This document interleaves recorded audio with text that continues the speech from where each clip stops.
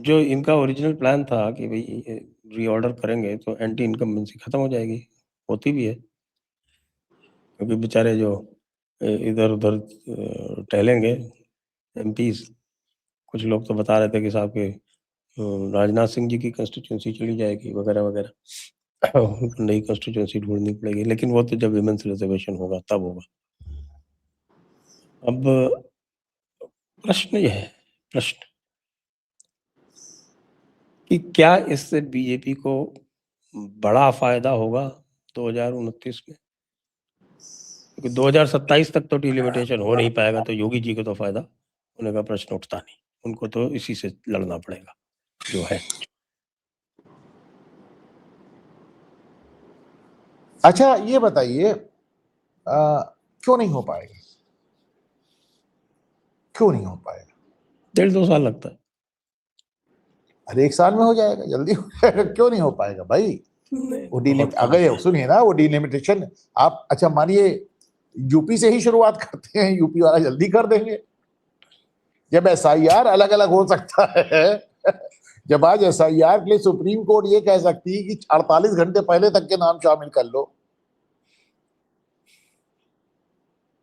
क्यों नहीं हो पाएगा? मुझे तो लगता है होना चाहिए। वो अलग बात है कि भाई उसके बाद एक चीज और प्रॉब्लम आएगी, उत्तर प्रदेश में 500 से ज्यादा सीटें हो जाएंगी, और वो अपने आप में एक संवैधान, हाँ तो एक अपने आप में एक संवैधानिक दिक्कत पैदा करेगी। आपके मोहल्ले में एक अलग सीट हो जाएगी, फिर आप चुनाव लड़ सकते हैं वहां से। अतीक वाला जो कारखाना है वो अलग हो जाएगा।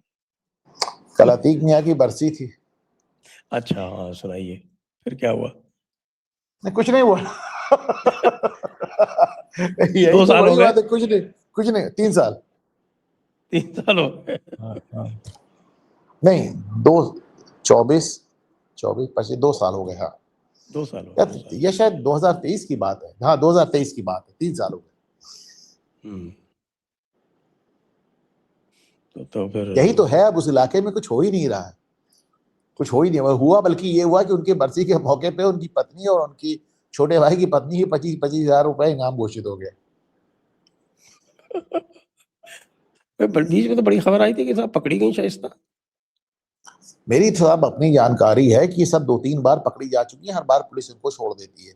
मेरी अपनी रीडिंग ये है कि बाबा को, मतलब योगी आदित्यनाथ का ये समझ में आता है कि यदि आप अतीक और अशरफ की पत्नियों को गिरफ्तार कर लेंगे, तीसरी महिला है अतीक की बहन आयशा नूरी, तो एक अतीक की पत्नी है वो कौन बेगम और शाइस्ता बेगम, और उसकी अशरफ की पत्नी है जैनब फातिमा, और अतीक की बहन है आयशा नूरी। तो ये 3 महिलाओं को, मेरी जानकारी है कि, या मेरी समझ लें आप कि योगी को लगता है अगर आप तीनों महिलाएं हैं भाई, इनको अगर आप क्राइम से जोड़ोगे, आप गिरफ्तार कर लोगे, तो आज नहीं तो कल इनको तत्काल बेल भी हो जाएगी, कोई बहुत देर नहीं लगेगी। तो बेल की जगह इनको दौड़ाते रहो, गिरफ्तारी ही मत करो, दौड़ाते रहो, फरार रखो। जहां फरार रहेंगे ना गिरफ्तारी होगी ना बेल होगी, और चूंकि फरार है इसलिए सामने भी नहीं आ पाती। चलिए, ये तो हो सकता है बिल्कुल। नहीं मैं बहुत बहुत कॉन्फिडेंस से आपको बता रहा हूं इस बात को, कि मेरी जानकारी है कि कम से कम 3 मौकों पे उनको अलग अलग पकड़ के छोड़ा गया है। वो क्या है, वो डिस्ट्रिक्ट, वो पुलिस वाले पकड़ लेते हैं, तो उसके बाद लखनऊ से फोन आता है, छोड़ो छोड़ो छोड़ो छोड़ो छोड़ो, तुमसे किसने कहा था बहुत ज्यादा एक्टिव, चलो छोड़ो जाने दो। अच्छा एक और साहब आया आज, बड़ी खबर है साहब, ये बंगाल से, और वो ममता दीदी को लेके है। तो ममता दी ने कहा कि रहेगा गुलशन तो फूल खिलेंगे, और रहा तृणमूल तो फिर मिलेंगे। अभी फिर मिलेंगे वाली बात तो जाने वाले कहते हैं। तो भाई यही तो चर्चा चल रही कि ये क्या हुआ। तो फिर मिलेंगे तो ये सब वो ट्रक के पीछे लिखा रहता है। कह रहे रहा तृणमूल तो फिर मिलेंगे, अब उनको तृणमूल के रहने में भी शंका होगी क्या?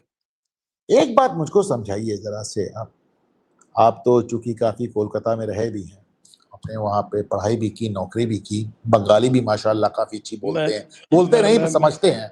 फिरहाद हकीम के इलाके में था। फिरहाद हकीम के इलाके में। एक बात मुझे आप समझाएं कि भाई मुस्लिम वोट तो टीएमसी को जा ही रहा है, उसके लिए उनको शेरो शायरी बोलना और अपने ये घोषणा पत्र को उर्दू में जारी करना, ये सब इस सब की जरूरत क्या है? थोड़ा उनको, मुस्लिम मुस्लिम वोट का वहां कोई दावेदार ही नहीं उनके अलावा।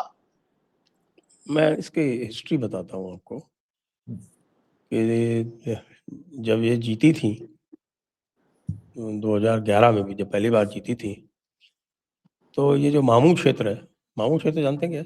नहीं। मालदा, मुर्शिदाबाद और उत्तर दिनाजपुर, ये 3 क्षेत्र मिलके होते हैं मामू। और इसमें आपके मालदा मुर्शिदाबाद में मिला के 12 और 22 34 और 9 43 सीटें। तो इन 43 सीटों में से 2011 में भी इनको गिनी चुनी ही मिली थी। फिर आप याद करें तो 2016 के चुनाव में भी इनको जो सीटें मिली थी, जो आपके देखिए 44 सीटें कांग्रेस जीत के आई थी, इसी मामू क्षेत्र होगा, उसको बोलते ही मामू क्षेत्र की पार्टी। आपके अधीर रंजन चौधरी कहाँ से हैं? अधीर रंजन चौधरी भी मुर्शिदाबाद के बरहामपुर से ही हैं, वहीं से जीतते थे हमेशा। तो हिस्ट्री ये बोलती है कि कांग्रेस के साथ में ये जो बंगाली मुसलमान है, देखो वहाँ 2 तरह के मुसलमान है, बंगाली मुसलमान है और बिहारी मुसलमान है। तो जो बंगाली मुसलमान था वो बाय एंड लार्ज कांग्रेस के साथ था, और कांग्रेस के साथ 2016 में भी टिका रहा। 2021 में क्या हुआ कि ये जो गनी खान चौधरी की फैमिली थी, कि जो ये मौसम नूर जो है वो चली गई टीएमसी में उस वक्त, और उसकी वजह से मालदा में टीएमसी ने 22 में से 18 सीटें जीत ली। लेकिन इस बार जो है वो, उसके बाद फिर वो वापस चली गई। जब वो वापस चली गई तो आपको ध्यान होगा कि मालदा की सीट कांग्रेस ने पार्लियामेंट में फिर जीत ली, और कांग्रेस की जो 2024 के अगर आप असेंबली सेगमेंट वाइज लें तो कांग्रेस ने 11 सेगमेंट जीते, जबकि वो 0 थे। तो ये 0 से 11 की जो ये बढ़त है, ये ममता को नर्वस कर रही है। ये है इसकी प्रॉब्लम, क्योंकि वो बदरुद्दीन, बंगाली उन्हें लग रहा मुसलमान जो है वो ओरिजिनली कांग्रेस के साथ था, और मौसम नूर के वापस चले जाने से फिर वो कांग्रेस के साथ में वहां गोलबंद हो सकता है, ये इनको संशय है। और यानी उनको संशय जो वो है जो वो जेन्युइन है, ये बिल्कुल बेसलेस नहीं है। पड़ोस में बदरुद्दीन अजमल वाला केस भी देख रही होंगी ना, तो उससे भी डर लग रहा होगा कि मतलब जो आदमी लाखों वोट से जीत रहा था उसको कांग्रेस 10.5 लाख वोट से हरा रही है।